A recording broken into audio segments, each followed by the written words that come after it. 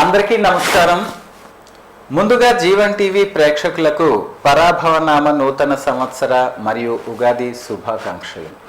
ఈ రోజు నుంచి శ్రీ విశ్వావసునామ సంవత్సరానికి వీడ్కోలు పలుకుతూ శ్రీ పరాభవనామ సంవత్సరానికి స్వాగతం పలుకుదాం. ఉగాది అంటే ముందుగా మనకు గుర్తొచ్చేది ఉగాది పచ్చడి సేవించటం, అలాగే పంచాంగ శ్రవణం చేయటం. ఉగాది పచ్చడి మీ ఇంటి దగ్గర తినే ఉంటారు. మరి పంచాంగ శ్రవణం చేయటానికి ప్రముఖ ఆగమ శాస్త్ర, వాస్తు, జ్యోతిష్య శాస్త్ర పండితులు, గునుపూర్ ఆర్వీఎం జ్యోతిషాలయం వ్యవస్థాపకులు బ్రహ్మశ్రీ రంప శ్రీనివాస్ శర్మ మనతో ఉన్నారు. ఈ పరాభవనామ సంవత్సరంలో ఏ రాసుల వారి ఫలితాలు ఎలా ఉన్నాయి, వారి ఆదాయ వ్యయాలు, రాజపూజ్య అవమానాలు ఎలా ఉన్నాయి మొదలైన విషయాలు వారి ద్వారా తెలుసుకుందాం. గణపతిగం హవామహే కవిం కవీనాముపమస్రవస్తరం జ్యేష్ఠరాజం బ్రహ్మణాన్ బ్రహ్మణస్పద ఆనశృణ్వన్నోతిభిస్సీదసాదనం ప్రణో దేవీ సరస్వతి భాగోర్వాజనువతి ధేనామవత్రయవతు గురుబ్రహ్మా గురువిష్ణు గురుదేవో మహేశ్వరః గురుసాక్షాత్ పరబ్రహ్మ తస్మై శ్రీ గురవే నమః. జ్ఞానానందమయం దేవం నిర్మలస్ఫటికాకృతిం ఆధారం సర్వ విద్యానాం హయగ్రీవోపాస్మహే. ఏలీలోచన పల్లవపానే లీలాలవేణి పద్మవివాణి వీణాపుష్పలపాణి వాణీనాజువయందు వసయుం పదవే. సర్వే జనాః సుఖినో భవంతు, సమస్త సన్మంగళాని భవంతు. సర్వదేవతా స్వరూపిణి త్రిశక్తి మహాలక్ష్మీ దేవత అనుగ్రహసి ద్వారా సర్వేషాం స్వస్తిర్భవతు. పరమేశ్వర స్వరూపమైనటువంటి సభకు నమస్కారం. ఈరోజు వత్సరాది ఉగాది సందర్భంగా పంచాంగ శ్రవణము అనే కార్యక్రమాన్ని మనము నిర్వర్తించడానికి సమాయత్తమవుతున్నాం. యుగాది అంటే అందరికీ తెలిసిన విషయమే. యుగము ఆది. ఈరోజు ఈ సమయంలో బ్రహ్మదేవుడు సృష్టి కార్యక్రమాన్ని ఆరంభం చేశారు. చాలా బలమైన ముహూర్తంతో ఆరంభం చేశారు కాబట్టి సృష్టి అనేది నిరాఘాటంగా జరుగుతూ వస్తున్నది. కాబట్టి ఆ సందర్భంలో ప్రతి సంవత్సరం ఆ ముహూర్తాన్ని గుర్తు చేసుకుంటూ మనం వత్సరాది అనే కార్యక్రమాన్ని నిర్వర్తిస్తూ వస్తున్నాం. ప్రభవాది షష్ఠ సంవత్సరములు, చాంద్రమాన రీత్యా ప్రభవాది షష్ఠి సంవత్సరములు. 60 సంవత్సరంలో ఈ సంవత్సరం పేరు పరాభవ నామ సంవత్సరము. ఈ సంవత్సరము రాజు ఏ రోజైతే సంవత్సరం ప్రారంభమవుతుందో ఆ రోజులకు అధిపతి రాజుగా నిర్ణయించబడతారు.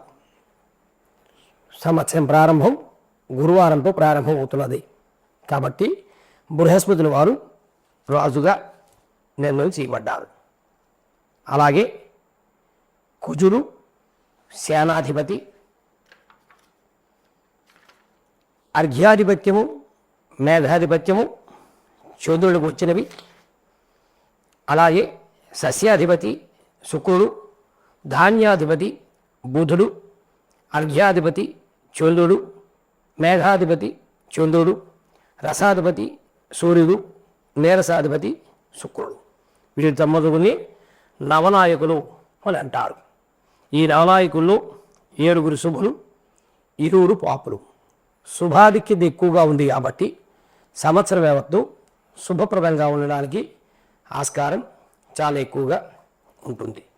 అలాగే పురోహితాది ఉపనాయకుల విషయంలో 21 మందిలో 14 మంది శుభులు, 7 పాపులు. ఇటుపక్క చూసినా సరే శుభాధిక్యతగా ఉంది కాబట్టి ఈ సంవత్సరం అంతమంది శుభప్రదంగా ఉండడానికి విశేషమైనటువంటి యోగదాయకమైన సంవత్సరం అని సిద్ధాంతి గారు నిర్ణయం చేశారు. బాబు, ఉగాది నాడు ఏమిటి కార్యక్రమాలు చేయాలి? ప్రతిరోజులాగే వ్యవహారం ఉంటుందా? ఏవైనా ప్రత్యేకమైన కార్యక్రమాలు చేయాలా? కాలస్య నారాయణ, సమయం అనేది నారాయణ స్వరూపంగా చెప్పడం జరిగింది. మంచి సమయంలో మంచి కార్యక్రమాలు ఆరంభం చేస్తే కార్యక్రమ ఫలితం ఏకోత్తర వృద్ధి అవుతుంది అని పూర్వీకులు మనము క్షేమంగా ఉండడానికి ఆయు ఆరోగ్య ఐశ్వర్యాలతో ఉండడానికి శాస్త్రాన్ని నిర్ణయం చేశారు. అటువంటి వాటిలో జ్యోతిష్ శాస్త్రం అవుతున్నది ప్రప్రథమైన శాస్త్రము. ఈ జ్యోతిష్ శాస్త్రానికి ఆధారం ఎవరండి? సూర్యుడు, చంద్రుడు, గ్రహములు. సూర్యచంద్రులు సృష్టి ఆరంభంలాగా అయితే ఆశాంతం వరకు ప్రత్యక్షంగా కనిపిస్తారు. కాబట్టి శాస్త్రం కూడా అంత ప్రత్యక్షమైందే అని పూర్వీకులు మనకి ఈ శాస్త్రాన్ని ఇవ్వడం జరిగింది. అటువంటి జ్యోతిష్ శాస్త్రానికి ఆధారం పంచాంగము. పంచాంగం అంటే ఏంటండి? తిథి, వార, నక్షత్ర, యోగ, కరణము. ఈ 5తో కూడుకున్నది పంచాంగము. వీటి వలన తిథేశ్చ శ్రేయమాప్నోతి, వారాద్ ఆయుష్యవర్ధనం, కరణాత్ కార్యసిద్ధించ, నక్షత్రాత్ హరదే పాపం, యోగా రోగ నివారణం. ఆ 5 నుండి 5 వస్తువులు వచ్చి మానవాళికి హాయిగా ఉంచడానికి, ఆయు ఆరోగ్య ఐశ్వర్యాలతో తొలగడానికి తోడ్పడుతుంది ఈ శాస్త్రం. అటువంటి శాస్త్రంలో శాస్త్రమైన విమర్శ చేస్తూ శాస్త్రాన్ని ఆధారంగా యుగాది పర్వము అనేది జరుపుకోవడం ఆచారంలో పెట్టారు.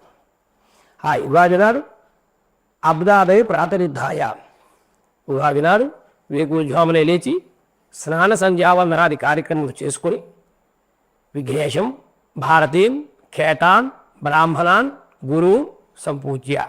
ఈ చెప్పిన వాళ్ళందరికీ ప్రతిరోజు పూజ చేయాలి. ప్రతిరోజు చేయడం కుదరదు కాబట్టి ఉగాది నాడు ఒక్కరోజైనా సరే పూజ చేయడం జరగాలి.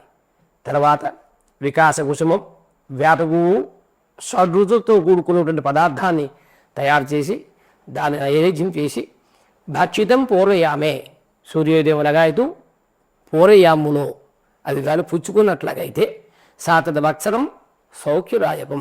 ఎవరైతే ఆ ప్రసాదాన్ని పూర్వయామంలో పుచ్చుకుంటారో సంవత్సరం మొత్తం సౌఖ్యంగా ఉంటుంది అని పూర్వీకులు మనకి ఈ కార్యక్రమాన్ని నిర్ణయం చేశారు. ప్రజన్ముఖ ఉదన్ముఖ శివ, ప్రాణముఖ ఉదన్ముఖ శివ, ధైర్యస్య సన్నిధౌ.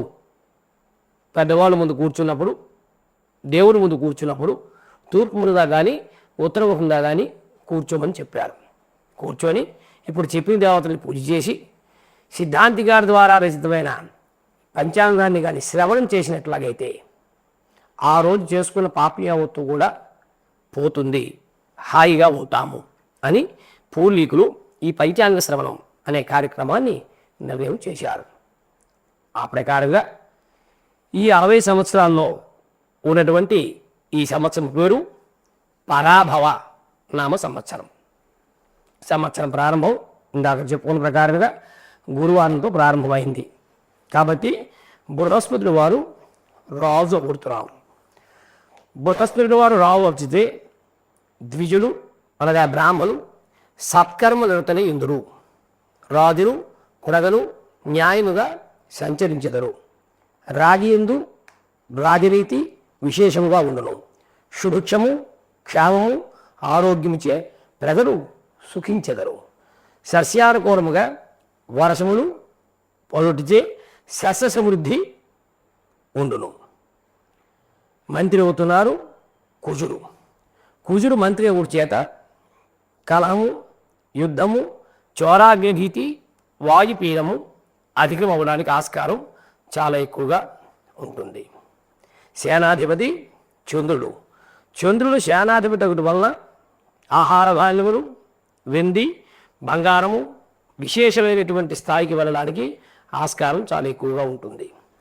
సస్యాధిపతి శుక్రుడు. శుక్రుడు సస్యాధిపతి ఒకటి వలన సమస్తమైన ధాన్యములు, విశేషముగా తెల్లని ధాన్యము, తెల్లని భూములు విశేషంగా ఫలించగలవు. ధాన్యాధిపతి బుధుడు. బుధుడు ధాన్యాధిపతి వలన మధ్యమ వర్షములు, సామాన్యంగా మబ్బులు, గాలులు, తుఫానులు విశేషంగా ఉండటకు ఆస్కారం కలదు. అర్ఘ్యాధిపతి చంద్రుడు. చంద్రుడు అర్ఘ్యాధిపతి వల్ల సమృష్టి, సస్యాభివృద్ధి కొలుగును, అర్ఘ్య సమృద్ధి ఉండును. మేధాధిపతి చంద్రుడు. సర్వదేశంలో సమృష్టి, ధాన్యజాతులు ఫలించడం, గోవులు విశేషంగా పాడి పంటలతో తొలుతోగును. రసాధిపతి సూర్యుడు. సూర్యుడు రసాధిపతి వల్ల రసవస్తువులన్నీ కూడా దావడం విశేషముగా పెరుగును. నీరసాధిపతి శుక్రుడు. శుక్రుడు నీరసాధిపతి వల్ల కర్పూరము, అగరు, చందనము, బంగారము, వెండి, ముత్యములు, వస్త్రములు అధిక ధనముచే వ్యాపారము అభివృద్ధిపరంగా ఉండగలవు. ఈ సంవత్సరం యమునా నదికి పుష్కరములు ప్రారంభమవుతున్నవి. బృహస్పతుల వారు కర్కాటక రాశిలో ప్రవేశించిన రగాయితూ కూడా యమునా నదికి పుష్కరములు ప్రారంభం అవుతాయి. ఈ సంవత్సరము పశుపాలకుడైనటువంటి శ్రీకృష్ణమూర్తి, గోష్ఠాగార ప్రాపకుడు శ్రీకృష్ణమూర్తి, గోష్ఠ బహిష్కర్త శ్రీకృష్ణమూర్తి. కాబట్టి పాడి పంటలు అనేవి ఈ సంవత్సరం విశేషమైనటువంటి ఉత్కృష్టమైనటువంటి స్థితిలో ఉండడానికి ఆస్కారం చాలా ఎక్కువగా ఉంటుంది. ఈ సంవత్సరం వర్షం దగ్గరికి వచ్చినప్పటికీ 4 కొంచెములు వర్షము, అందు 7 భాగములు సముద్రముని యందు, 9 భాగములు పర్వతముల యందు, 4 భాగములు భూమి యందు వర్షించగలదు. ఈ వర్షకుంతము దేవమానముచే శతయోజన విస్తీర్ణము, 3 యోజనలు నిడివి, 8 యోజనలు ఎత్తు, 100 యోజనలు వెడల్పు కలిగి ఉంటుంది. అటువంటి కొంచెంతో 4 కొంచెం వర్షము కొలవడానికి ఆస్కారం ఉంది అని సిద్ధాంతి గారు చెప్పి ఉన్నారు. 4 సంఖ్య, 2 సంఖ్య, 6 సంఖ్య ఇవి చాలా ఉత్కృష్టమైన సంఖ్యలు. ఈ సంఖ్యలో వర్ష కొంచెం ఉన్నప్పుడు ఆ సంవత్సరం సస్య సమృద్ధి, వర్ష సమృద్ధి కలిగి దేశమంతా సుభిక్షంగా ఉండడానికి ఆస్కారం ఉంటుంది. కానీ అదే సమయంలో ఆ ఆరకం బ్రాహ్మణ హస్తమంలో ఉంటున్నది. కాబట్టి కించెడు దుర్భిక్షము, ధాన్యము విషయంలో కించెడు పంట కీటక వృద్ధి ద్వారా నష్టం అవడానికి వ్యవహారం ఎక్కువగా ఉంటుంది అని సిద్ధాంతి గారు చెప్పడం జరిగింది. ఈ సంవత్సరం భారతదేశంలో కనిపించే గ్రహణములు ఏవి కూడా లేవు. సంవత్సరం యావత్తు కూడా అంతమంది ఆయు ఆరోగ్యేషులతో దివ్యులుగా ఉండడానికి చాలా మంచి సంవత్సరం అని సిద్ధాంతి గారు చెప్పు ఉన్నారు. ఇంకా సంవత్సరం దగ్గరికి వచ్చినప్పటికీ మేషరాశి.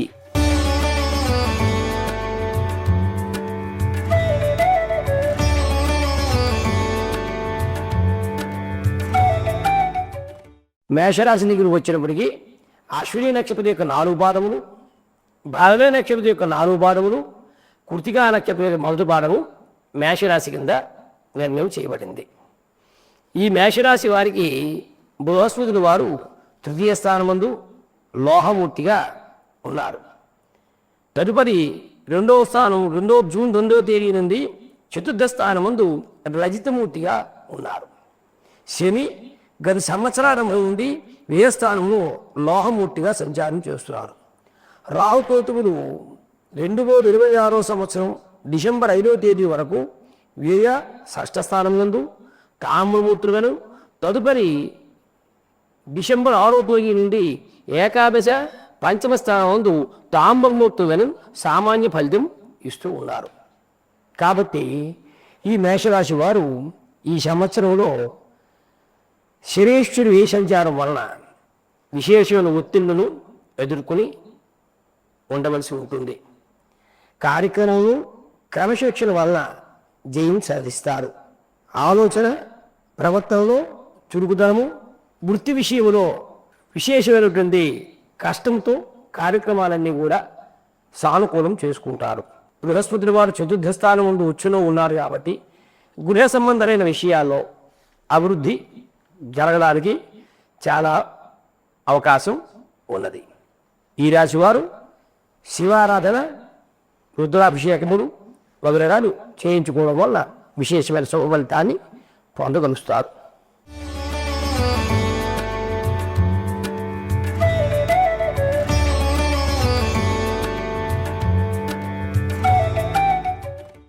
వృషభ రాశి.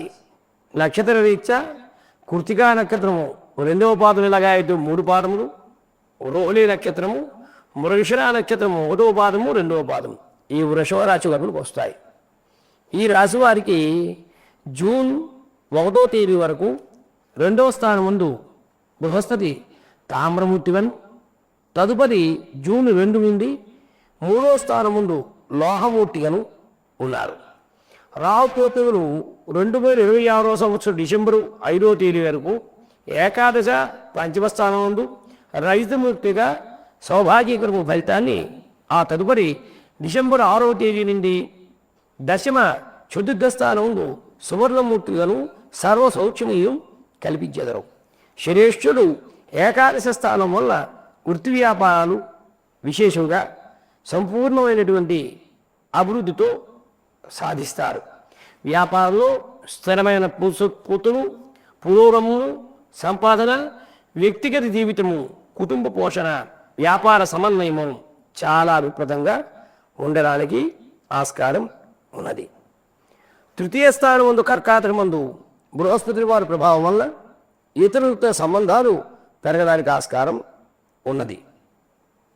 వృత్తి వ్యాపారంలో కూడా బహు కష్టం మీద కార్యక్రమాలన్నీ పూర్తి చేసుకోగలుగుతారు. లాభస్థానంలో శని వలన వ్యవహారికంగా చాలా అభివృద్ధిపరమైనటువంటి లాభాన్ని పొందడానికి ఆస్కారం చాలా ఎక్కువగా కనిపిస్తూ ఉన్నది. వీరు శివారాధన, హనుమాన్ చాలీసా పఠించడం వల్ల విశేషమైనటువంటి శుభ ఫలితాలను కూడా పొందడానికి ఆస్కారం ఎక్కువగా ఉంటుంది.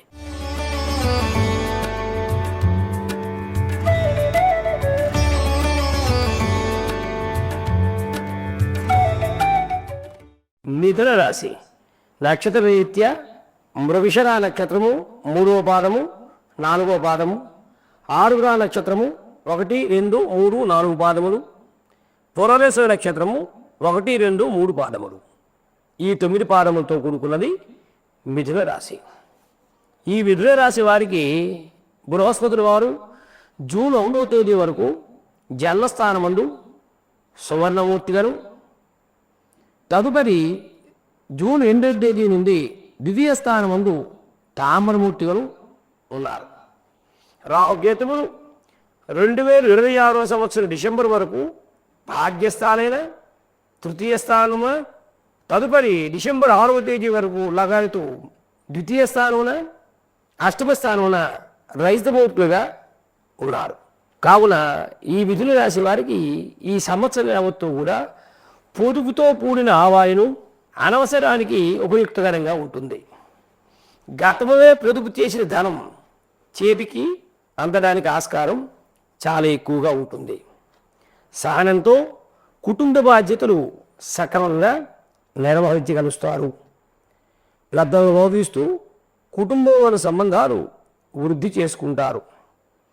ఈ రాశివారు పరిపక్వత, అవగాహన, సమతుల్యంతో సవాళ్ళను అధిగమించి విజయాన్ని సాధిస్తారు. ఈ మిథున రాశి వారికి దుర్గా స్తోత్ర పారాయణ, దుర్గా పూజ చేసుకోవడం వల్ల సంవత్సరం యావత్తు కూడా విశేషమైన శుభఫలాలను పొందడానికి ఆస్కారం చాలా ఎక్కువగా ఉంటుంది.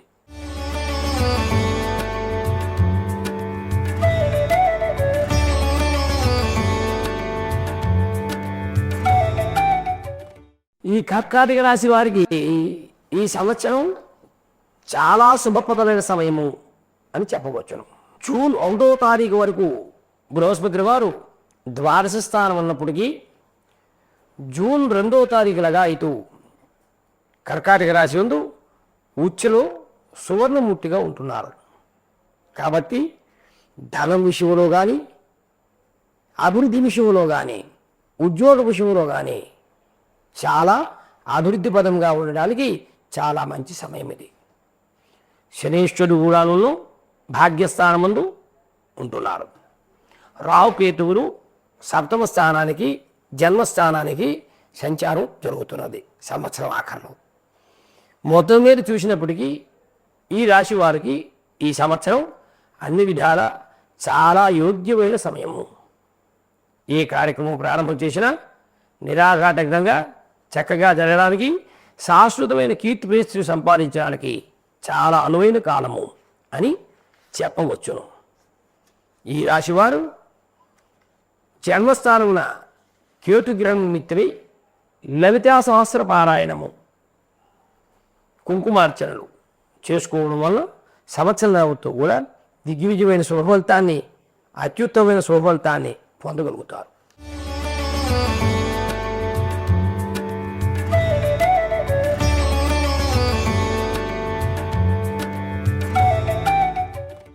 సింహరాశి. మఖా నక్షత్రము 4 పాదములు, పుబ్బా నక్షత్రము 4 పాదములు, ఉత్తరాపూర్వ నక్షత్రము 1 పాదము. ఈ 9 పాదములు కలిపి సింహరాశిగా నిర్ణయించబడుతుంది. ఈ రాశి వారికి బృహస్పతి ఏకాదశ స్థానమున లోహమూర్తిగను, జూన్ 2 ఏ స్థానమున రజితమూర్తిగను ఉన్నారు. రాహువు కేతువు డిసెంబర్ 5వ తేదీ వరకు సప్తమ జన్మస్థానముయందు సువర్ణమూర్తులుగను, తదుపరి షష్ఠ ద్వాదశమందు తామ్రమూర్తులుగను సామాన్యమైన ఫలితములు ఇచ్చెదరు. ఈ రాశి వారికి శనేశ్వరులు అష్టమ స్థానంలో ఉండడం వల్ల భార్యాభర్తల మధ్యనే అవగాహన కొంచెం తగ్గడానికి ఆస్కారం చాలా ఎక్కువ. శుభమూలకంగా ధనవ్యయములు, గృహమున మంగళతోరణములు, బంధుమిత్రులు కలయిక, ఆదాయాలు మించిన ఖర్చు, విదేశీ ఆర్థిక లాభము, ధార్మిక కార్యములు, ఆధ్యాత్మిక జీవితము మంచి ఫలితాలతో ఆనందంగా ఉండడానికి అవకాశం ఉన్నది. భార్యాభర్తల మధ్య మాత్రం అవగాహన కుంటుపడడానికి ఆస్కారం ఎక్కువగా ఉంటుంది. యోగాభ్యాసం వలన, మహామృత్యుంజయ మంత్ర జపం వలన ఈ రాశి వారికి శుభాన్ని పొందడానికి అవకాశం చాలా ఎక్కువ.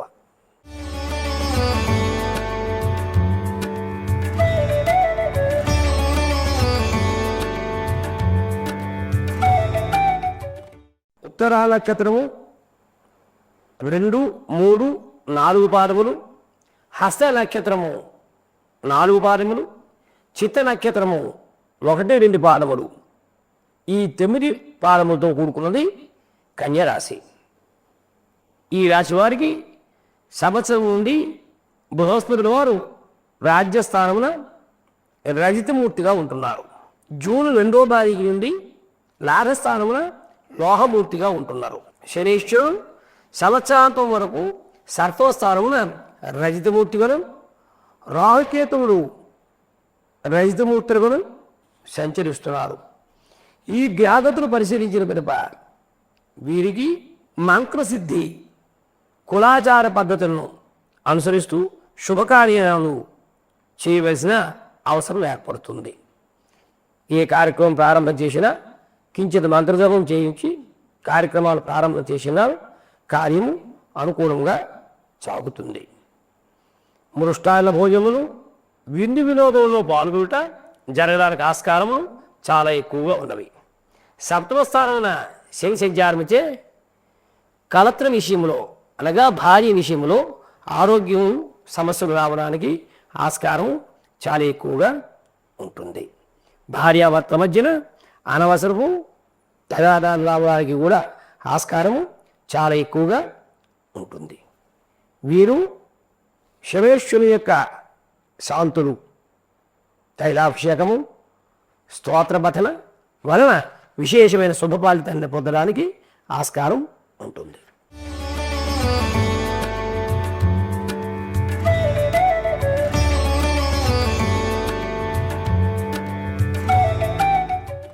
చిత్త నక్షత్రము 3, 4 పాదములు, స్వాతి నక్షత్రము 4 పాదములు, విశాఖ నక్షత్రము 1, 2, 3 పాదములు తులారాశిలోకి ఉంటాయి. సంవత్సరాల నుండి బృహస్పతి వారు భాగ్యస్థానమున లోహమూర్తిగను సంచరీకరం, తరువాత రాజ్యస్థానమున తామ్రమూర్తిగా ఉంటారు. శని సంవత్సరాంతం వరకు షష్ఠ స్థానమున సువర్ణమూర్తిగా ఉంటున్నారు. రాహుకేతువులు పంచమ ఆపస్థానములకు చుతుర్దశమ స్థానములందు లోహమూర్తిగా సంచరిస్తున్నారు. ఈ గ్రహ సంచారం వలన నూతన పెట్టుబడులు, దీర్ఘకాలిక పెట్టుబడులు కలిసి వచ్చుటకు చాలా అనుకూలమైన సమయము. ఉన్నత విద్య, ఉద్యోగములు చేయుటకు విదేశీ ప్రయాణములు కలిసి రావచ్చును. విద్య, వైద్య, సాంకేతిక రంగంలో వారికి సంఘంలో మంచి కీర్తి ప్రతిష్టలు లభించడానికి చాలా అనుకూలమైన సమయం. ప్రతి విషయంలోనూ కోపము విశేషంగా రావడానికి ఆస్కారం ఎక్కువగా ఉంటుంది. అది కొంచెం జాగ్రత్తగా ఉండబడను. శత్రువర్గముచే భూ లాభం కలగడానికి ఆస్కారం చాలా ఎక్కువగా ఉన్నది. ఈ రాశి వారికి చతుర్థ స్థానానికి రాహుకేతువులు వచ్చిన తర్వాత జూన్ 2వ తారీఖు తర్వాత ఆరోగ్య విషయంలో కించిత్ మార్పు రావడానికి ఆస్కారం ఉన్నది. దాని నిమిత్తం దుర్గా పారాయణ, చండీ సప్తశతీ పారాయణ వగైరాలు చేయించుకున్నాను. ఆరోగ్యంగా ఆనందంగా ఉండడానికి ఆస్కారం ఉంటుంది.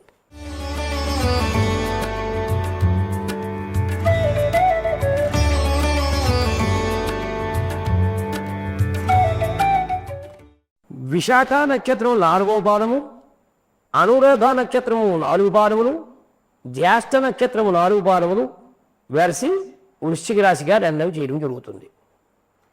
ఈ రాశి వారికి సంవత్సరాల నుండి బృహస్పతి అష్టమ స్థానంలో తామరమూర్తిగా, తదుపరి జూన్ 2 భాగ్యస్థానమున రజితమూర్తిగాను సంచరించారు. శని సంవత్సరాంతం వరకు పంచమ స్థానమున రజితమూర్తిగాను, రాహుకేతువులు చతుర్థ రాజ్యస్థానములు, తృతీయ భాగ్యస్థానమునందు లోహమూర్తులుగా సంచరించుదురు.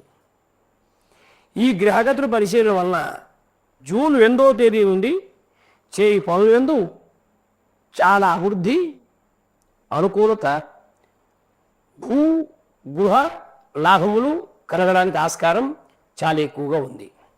ఈ రాశి వారికి చిరకాల బాకీలు కూడా వసూలు అవ్వడానికి చాలా ఆస్కారం ఉంది. అవివాహితులైన స్త్రీలకు వివాహ యోగ్యము కలగడానికి ఆస్కారం చాలా ఎక్కువ. ఉన్నత విద్య, ఉద్యోగములకి ప్రయత్నం చేయు విద్యార్థులు విశేషమైనటువంటి శుభ ఫలితాన్ని పొందగలుస్తారు. స్త్రీలు అన్ని రకాలుగా విశేషమైన అభివృద్ధిని, సంతానాది సౌభాగ్యాన్ని కూడా పొందడానికి ఆస్కారం చాలా ఎక్కువగా ఉంటుంది. అయితే తృతీయ స్థానముకి రాహుగ్రహం వచ్చినప్పుడు, భాగ్యస్థానం ముందు కేతుగ్రహం ఉన్నప్పుడు కించితు ఓదురుకు కూడా అనుసరించడానికి ఆస్కారం ఉంటుంది.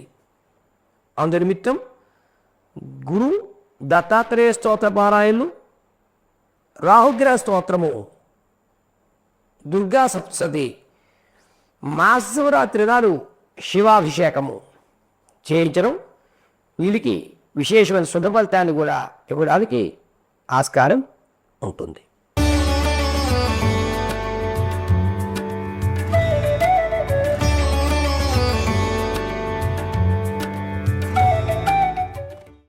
మూలా నక్షత్రము 1, 2, 3, 4 పాదములు, పూర్వాషాఢ నక్షత్రము 1, 2, 3, 4 పాదములు, ఉత్తరాషాఢ నక్షత్రం 1వ పాదం ధనువు రాశి కిందకి వస్తాయి. ఈ సంవత్సరం ఆరంభం నుండి బృహస్పతి జూన్ 8వ తేదీ వరకు సప్తమ స్థానమున సువర్ణమూర్తిగాను, తదుపరి అష్టమ స్థానమున తామ్రమూర్తిగా ఉంటున్నారు. శని సంవత్సరం యావత్తు చతుర్థ స్థానమున లోహమూర్తిగా ఉంటున్నారు. రాహుకేతువులు తృతీయ భాగ్యస్థానందు, ద్వితీయ అష్టమ స్థానం నందు సంచరిస్తూ ఉన్నారు. ఈ గ్రహదగ్ర పరిశీలించగా కాలం చాలా గడ్డు కాలం అని చెప్పాలి.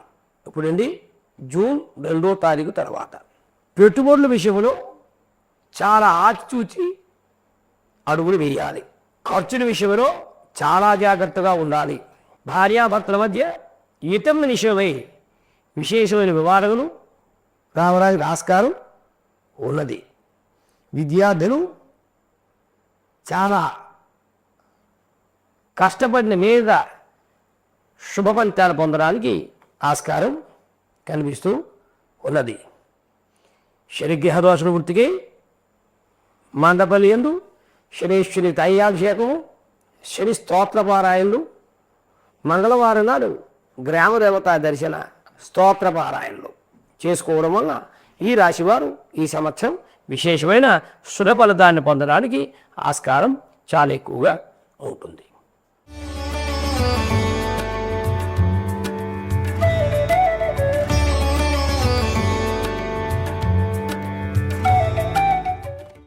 మకర రాశి. ఉత్తరాషాఢ నక్షత్రం 2, 3, 4 పాదములు, శ్రవణ నక్షత్రం 1, 2, 3, 4 పాదములు, ధనిష్ట నక్షత్రం 1, 2 పాదములు. ఈ 9 పాదములు మకర రాశి కింద లెక్కించడం జరుగుతుంది. ఈ రాశి వారికి జూన్ 8వ తేదీ లగాయితూ బృహస్పతి వారు 7వ స్థానమున లోహమూర్తిగను, శని సంవత్సరాంతం వరకు 3య స్థానమున తామ్రమూర్తిగను, రాహుకేతువుడు 2వ అష్టమ స్థానమునందు, లగ్న 7వ స్థానమునందు సువర్ణమూర్తులుగాను, తదుపరి తామ్రమూర్తులుగాను సంచరిస్తున్నారు. ఈ గ్రహగతులు పరిశీలన వల్ల వీరు చేయకోనందు చాలా మంచి సమయము. ఏ కార్యక్రమం ఆరంభకైనా కలిసి వచ్చే కాలం చాలా ఉత్కృష్టంగా ఉంటుంది. విద్యార్థులు కూడా అనుకున్నటువంటి విద్యలో విశేషమైన నైపుణ్యాన్ని ప్రదర్శించడానికి చాలా అనుకూలంగా ఉంటుంది. స్త్రీలు కూడా విశేషమైన శుభ ఫలితాన్ని పొందడానికి చాలా మంచి సమయం. అయితే లగ్నస్థానం ముందు రాహు, 7వ స్థానం ముందు కేతు గ్రహ సంచారం విషయంలో ఆరోగ్యరీత్యా కొన్ని సమస్యలు కూడా ఎదుర్కోవాల్సి వస్తుంది. అందునిమిత్తం గురి చరిత్ర పారాయణ, గోవులకు పశువులకు పళ్ళు, శనగలు తినిపించుట, శివ ఆరాధన చేసుకోవాల విశేషమైన శుభఫలితాన్ని కూడా ఈ రాశి వారు పొందడానికి ఆస్కారం చాలా ఉంటుంది.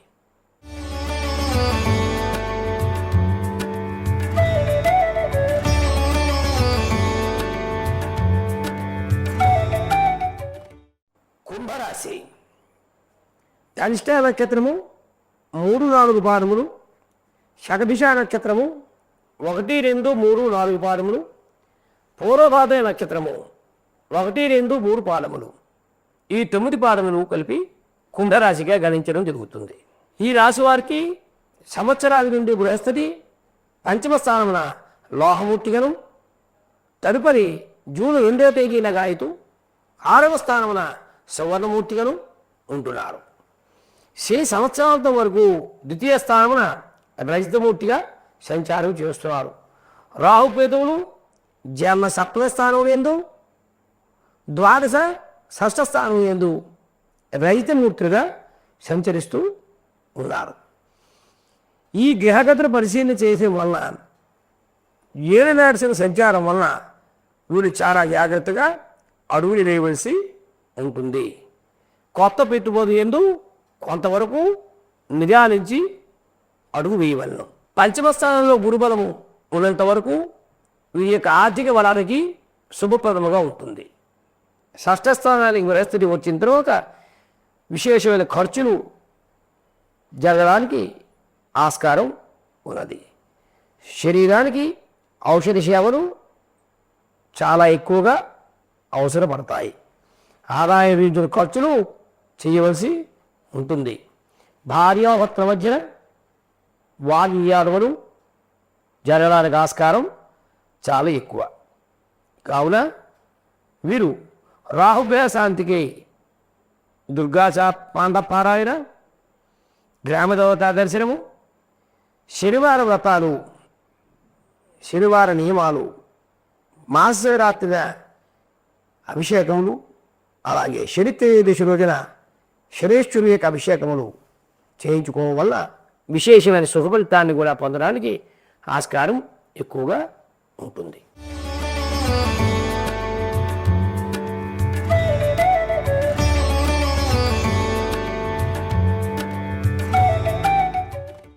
మీనరాశి. పూర్వభాద్ర నక్షత్రం 4వ పాదము, ఉత్తరాభాద్ర నక్షత్రం 1, 2, 3, 4 పాదములు, రాజకీయ నక్షత్రము 1, 2, 3, 4 పాదములు. ఈ 9 పాదములు కలిపి మీనరాశి కింద గణనం చేయడం జరుగుతుంది. సంవత్సరాల నుండి బృహస్పతి వారు చతుర్థ స్థానంలో తామ్రమూర్తి గారు, జూన్ 2వ తారీఖు లగాయితూ పంచమ స్థానంలో తామ్రమూర్తి గారు ఉంటున్నారు. ఈ సంవత్సరం శని జన్మస్థానమున సువర్ణమూర్తిగా సంచరిస్తున్నారు. రాహుకేతు వ్యయ షష్ఠ స్థానం లేదు, లాభ పంచమ స్థానం లేదు, లోహమూర్తిగా సంచరిస్తున్నారు. ఈ గ్రహగతుల పరిశీలన వలన ఆరంభంలాగాయితూ సంవత్సర ఆరంభంలాగాయితూ జూన్ వరకు కూడా చాలా జాగ్రత్తగా ఉండవలసిన సమయం. జూన్ తర్వాత బృహస్పతి వారు పంచమ స్థానం వచ్చినప్పుడు అది లగాయితూ కూడా వీరికి అన్ని విషయాల్లో కూడా విశేషమైన శుభప్రదంగా ఉంటుంది. జన్మస్థానం ఉంది శని ఉండడం వల్ల ఆరోగ్య విషయంలో చాలా జాగ్రత్తగా ఉండవలసి వస్తుంది. శుభములై విశేషమైనటువంటి ధనం ఖర్చు చేయడం జరుగుతుంది. గృహమునందు నిత్య కళ్యాణ పచ్చతోరణం అన్నట్టుగా విశేషమైన శుభాలు కూడా జరగడానికి ఆస్కారం చాలా ఎక్కువగా ఉంటుంది. శనిగ్రహ దోష నివారణకి శాంతులు మందపల్లి క్షేత్రంలో తైలాభిషేకం, రుద్రాభిషేకములు జరిగించడం వల్ల వీరి విశేషమైనటువంటి శుభ ఫలితాన్ని పొందడానికి ఆస్కారం చాలా ఎక్కువగా ఉంటుంది.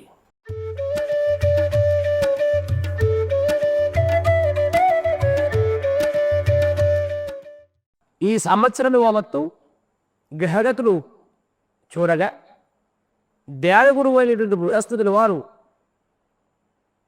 కర్కాటక రాశిలో ఉచ్చస్థానంలో ఉండడం జరుగుతున్నది. బృహస్పతి దృష్టి శమేశ్వరుల మీద పడుతూ ఉంది. కాబట్టి దేశం యావత్తు కూడా విశేషమైనటువంటి వైదికపరమైనటువంటి దైవ సంబంధమైనటువంటి విశేషమైన కార్యక్రమాలు జరిగించడానికి ఆ దేవత అనుగ్రహం వలన అంతమంది కూడా ఆయు ఆరోగ్య ఐశ్వర్యాలతో ఆనందంగా ఉండడానికి విశేషమైనటువంటి శుభమైన పరిస్థితులు కనిపిస్తూ ఉన్నవి. స్వస్తి.